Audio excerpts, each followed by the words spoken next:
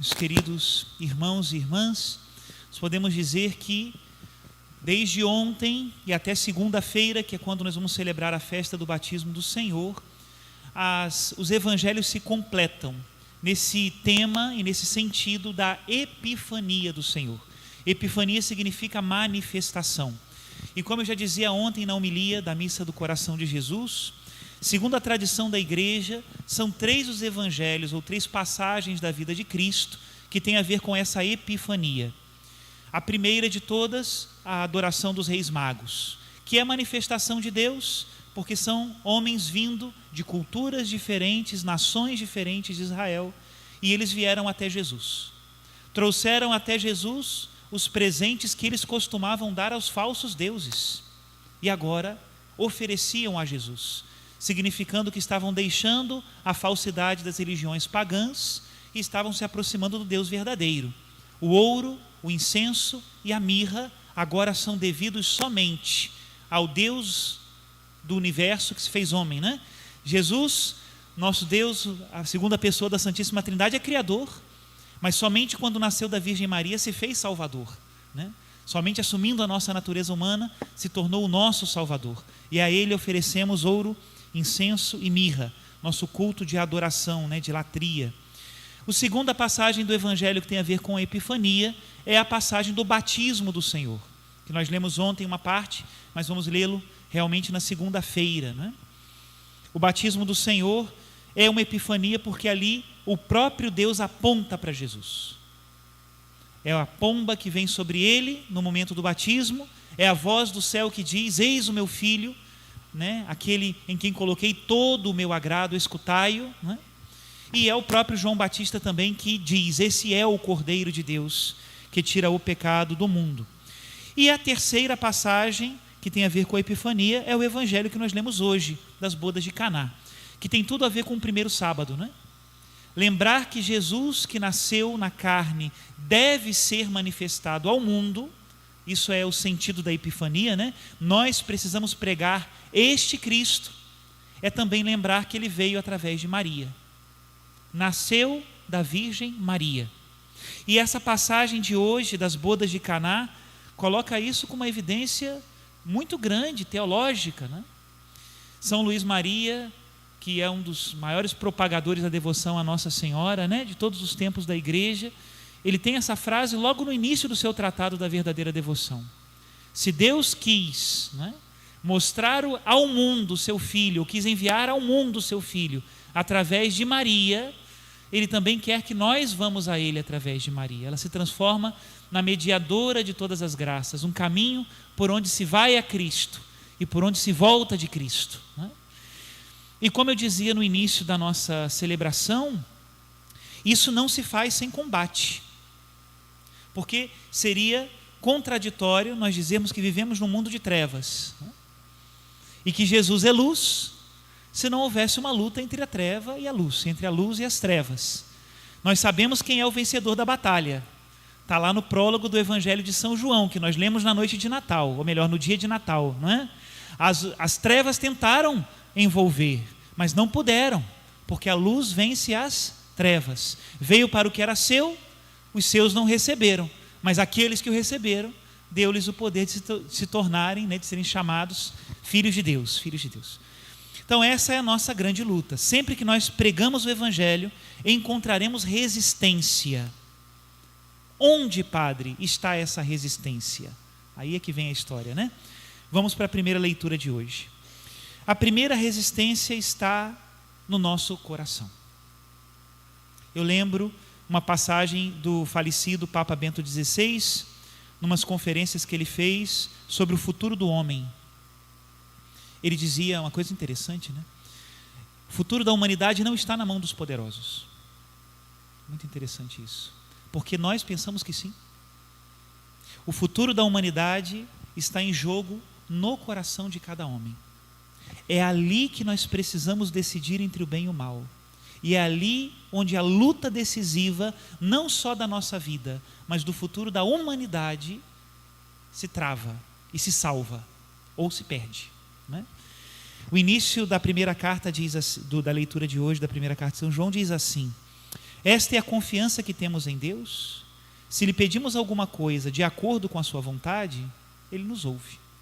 Quem lê isso daqui e não quer ser discípulo de Jesus, diz assim: ei, marmelada, Deus só atende quando a gente pede de acordo com a sua vontade? Pois é, porque a luta da oração não é mudar Deus. Os pagãos pensavam assim: fazem um feitiço, faz uma macumbazinha, faz um negócio lá, uma simpatia, e mudam a vontade do universo, e mudam o curso das coisas, e mudam a divindade. Mas esse não é o nosso Deus. O nosso Deus é Deus sobre todas as coisas. Quem muda a sua vontade? A vontade de Deus é eterna. A luta da oração não é mudar Deus. A luta da oração é nos mudarmos. E aí começa a primeira resistência. Aí começa a primeira luta entre a luz e as trevas. Quando eu preciso mudar, faça-se em mim segundo a vossa palavra. Aí está a ordem da nossa general, Nossa Senhora, que nos ensina a batalha. Precisamos entrar na oração com este ânimo de que eu preciso ouvir Deus e que Ele precisa me mudar. Eu estava escutando a catequese do Papa Francisco da última quarta-feira, onde ele encerrou as catequeses sobre o discernimento, que inclusive eu estou colocando na hora da Ave Maria, na ordem certinha, né? E ele falava isso, muito interessante. O verdadeiro discernimento é quando nós nos colocamos à disposição de Deus e mudamos segundo a vontade de Deus. Isso é uma luta, meus irmãos, claro que é. Eu fico impressionado com pessoas, homens e mulheres, que querem ser discípulos de Jesus e não dedicam tempo suficiente à oração. Eu não sei como conseguem, sinceramente eu não sei. Quem me conhece sabe, eu não estou aqui fazendo propaganda de nada, eu rezo aqui no Santíssimo, quem chega cedo me vê. Quero ver quem chega mais cedo do que eu, só o Leandro, às vezes. Mas, gente, é uma luta.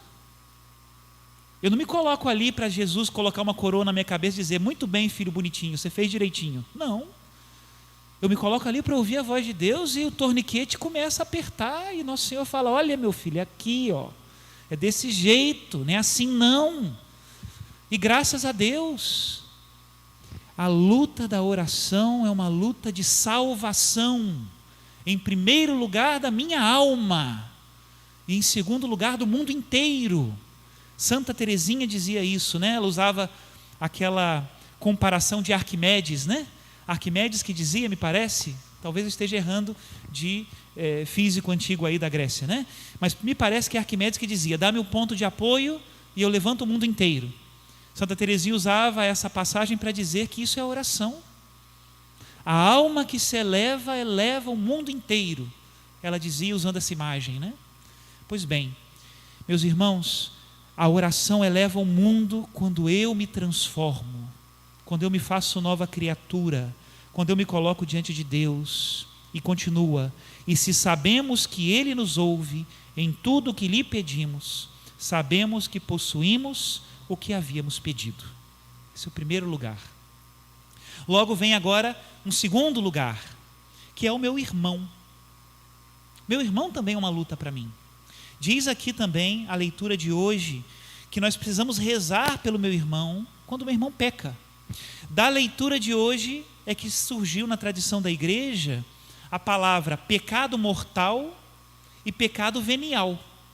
São João diz que existem pecados que conduzem à morte e pecados que não conduzem à morte. O pecado que não conduz à morte é o pecado venial. É aquele que é perdoado no ato penitencial da missa, perdoado com água benta, né? Quando eu sinceramente me arrependo, peço perdão a Deus, me persigno, né? Com a água benta recordando o meu batismo, o pecado venial é perdoado.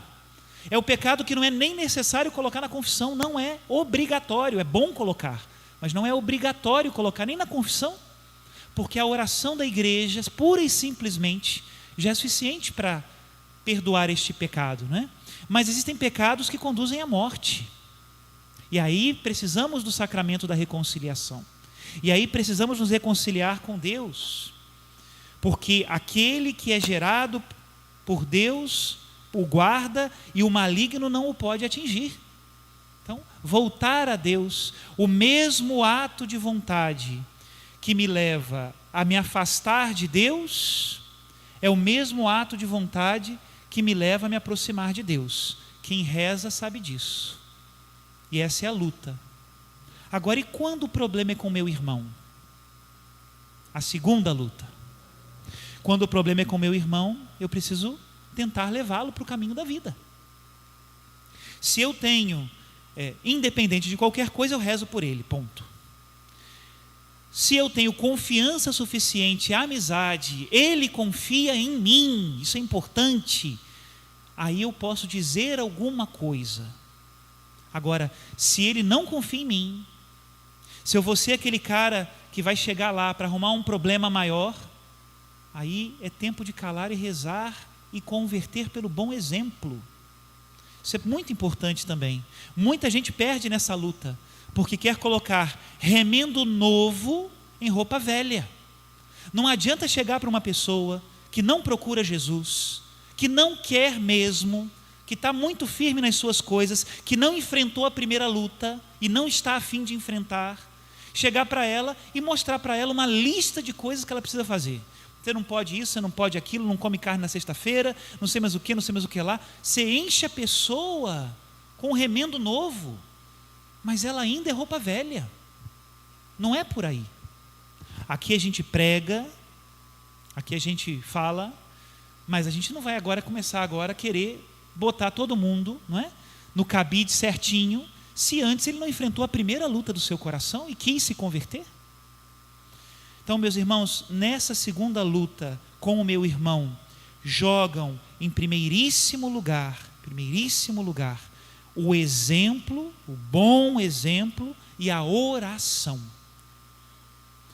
Na regra de São Bento, quem é devoto de São Bento, como eu sou, um dos meus muitos santos amigos do céu, e ai de mim se não fossem eles, na regra de São Bento tem uma coisa muito interessante. Fala do monge rebelde, né? Quando o cara não está a fim de cumprir a regra, o que a gente faz? Primeiro dá umas varadas, ele fala. Depois bota o cara quietinho lá no canto dele, proíbe todo mundo de falar com ele. Tem um monte de coisa na regra de São Bento que vai evoluindo, digamos assim, né? Se o cara persiste no erro, aperta mais o cinto. Se o cara persiste no erro, aperta mais o cinto. E assim vai. E chega o último furo da correia. Qual é o último furo da correia? Segundo a regra de São Bento. Chama a comunidade inteira e pede para a comunidade rezar por aquela pessoa. Meu irmão, se a comunidade inteira reza pelo caboclo e o caboclo não melhora, aí manda ele para fora do mosteiro que não tem jeito. Que coisa, né? E nós desconfiamos da oração. Não, padre, tem que falar, tem que apertar o parafuso, tem que botar. Meus irmãos, coração não tem chave de fenda que resolva. É a oração e o bom exemplo, e se há confiança, a correção fraterna. E por último, terminamos agora a reflexão, São João vem falar da idolatria. Não é? Nós sabemos que veio o Filho de Deus e nos deu inteligência para conhecermos aquele que é o verdadeiro. E nós estamos com o verdadeiro no seu Filho Jesus Cristo.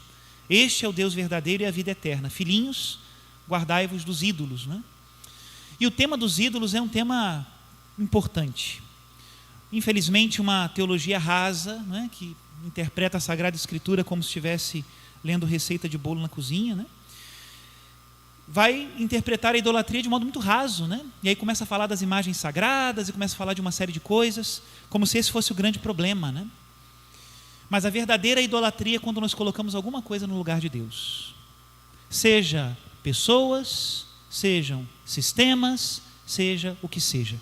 E quando nós começamos a colocar essas coisas no lugar de Deus, nós perdemos o senso crítico e já não somos capazes de ver o que está certo e o que está errado em cada uma das situações. Assumimos não a verdade, mas partidos, e isso é um problema grave. E nós no Brasil estamos vivendo esse problema grave, né? Hoje de manhã, nós, os padres, né, rezamos. O primeiro salmo da manhã de hoje foi o Salmo 105. E eu, quando rezava esse salmo, entrei numa batalha espiritual ali de oração que vocês não têm ideia, né? Tive que ler, reler e rezar pelo menos 3 vezes para a cabeça voltar para o lugar, né? E eu nem tinha ainda feito a relação com a primeira leitura de hoje, por isso que no meio da missa eu fui buscar a liturgia das horas, porque essa foi minha oração hoje, né? E qual o problema do ídolo, né? O problema do ídolo que ocupa o lugar de Deus, se não aceita ser questionado de modo nenhum, porque ele é soberano sobre todas as coisas, está no lugar de Deus, né? É que homeopaticamente, pouco a pouco, assumindo esse lugar de Deus, ele se transforma em ladrão, né? O demônio veio para roubar, matar e destruir, né? Ele se transforma em ladrão, assassino e destruidor. E é isso que diz o salmo de hoje, não é? O salmo de hoje é uma queixa. Deus é bom, mas o povo é infiel. E lá no finalzinho desse salmo 105 ou 106, dependendo da tradução da Bíblia, vai dizendo assim: aos ídolos pagãos prestaram culto, que se tornaram armadilha para eles, pois imolaram até mesmo os próprios filhos, sacrificaram suas filhas aos demônios, o sangue inocente derramaram, o sangue de seus filhos e suas filhas, que aos deuses de Canaã sacrificaram, profanando aquele chão com tanto sangue. Contaminaram-se com suas próprias obras, prostituíram-se em crimes incontáveis. Acendeu-se a ira de Deus contra o seu povo, e o Senhor abominou a sua herança. Muito interessante. Se a gente pega o salmo desde o início, não era assim. No início era uma coisa tão inocente, um bezerro de ouro, fazia mal a ninguém, padre, ou o boizinho, tadinho do boizinho. Depois, era outra coisa também simples.